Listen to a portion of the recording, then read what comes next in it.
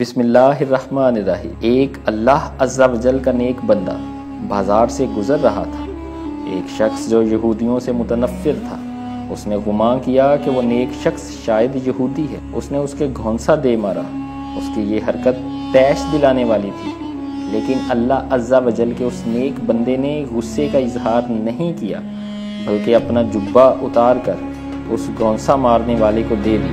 گھونسا مارنے والا شخص اس نیک شخص کے اس حسن سلوک سے بے حد متاثر ہوا اور کہنے لگا کہ یہ بخشش و عطا کا کون سا موقع ہے؟ میں نے آپ کو ناحق گھونسا مارا اور تکلیف پہنچائی، آپ بدلے میں مجھے یہ جبہ عطا کر رہے ہیں۔ اس نیک شخص نے کہا کہ اے بھائی، تو نے مجھے گھونسا مارا، اس سے مجھے تکلیف ہوئی، مگر میں نے یہ کام تیرے شر سے بچنے کے لیے نہیں بلکہ اللہ کے شکر کے طور پر کیا کہ میں ایسا ہرگز نہیں جیسا تو نے مجھے سمجھا۔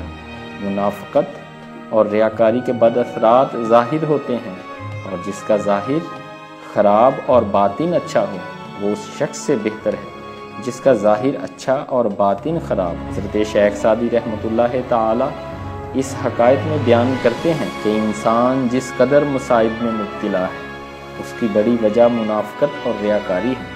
اگر انسان منافقت سے پاک ہو جائے اور اپنے اعمال میں خلوص پیدا کر لے تو اس کا شمار اللہ کے نیک بندوں میں ہوگا۔